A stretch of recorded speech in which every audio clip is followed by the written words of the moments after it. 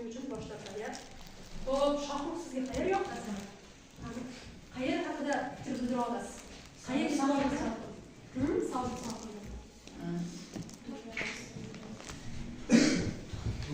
Sizga ham shu asarda aynan binoning o'rni yoqdi. Xo'p, qanday hislatlarni siz o'ziga tortdingiz?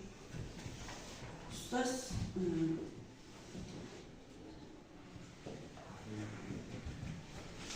Xayriddin Sultonovning eng mashhur asarlaridan hisoblanadi.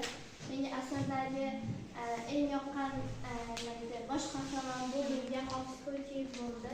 Chunki uning shogirdiga bo'lgan hurmati, mehri, keyin uning eng oxirgi vasiyatini oxirigacha bajarishi menga juda ham ta'sir qoldirdi. Eng asosiysi sababli vafot etadi va oxirgi vasiyatini ustozga aytib o'tadi va ustozi uni shogirdini hurmat qilgani sababli Keyinchi undan katta otasi bobo eng oxirgi uning otasining ismi esa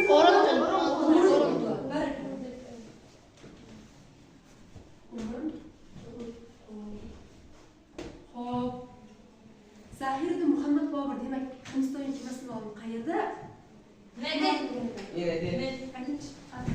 Muhammad Bobur mayda erga kemasining olimi Hindistonda Hindistonda bo'lgan. Shu yerda mayda Hindistonning kemasidan oldin Andijonda bo'larmi? Dastlab o'zi. Yo'q, siz mayda aka-ukalari ko'p haqqa talashib keldi. Xo'p, eng oxiri Kobulda ozgincha vaqt hukmronlik qiladi.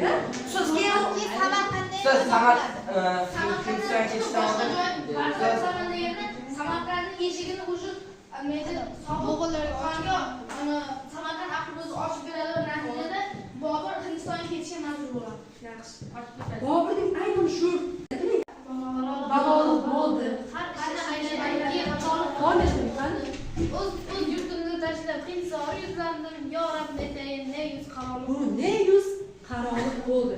Demak, ruboiyasida ham Boburning o'zining vataniga bo'lgan muhabbati, sevgisi doimo qalbida bir umr yashab kelayotganligini, vatandan ketganligi ne yuz qarolik bo'lganligini ko'rsatib beradi.